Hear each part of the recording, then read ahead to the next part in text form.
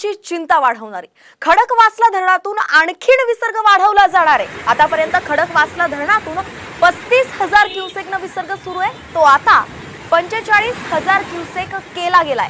थोड्याच वेळात हा विसर्ग वाढवला गेला असल्याची बातमी होती। आता हा विसर्ग वाढवला गेलाय। खडकवासला धरण क्षेत्रात पावसाचा जोर वाढलाय आणि त्यामुळे विसर्ग सुद्धा वाढवण्यात आलाय। पाटबंधारे विभागाने हा निर्णय घेतला आहे, तर दुसरीकडे एकता नगर मध्ये यंत्रणा सज्ज करण्यात आली आहे।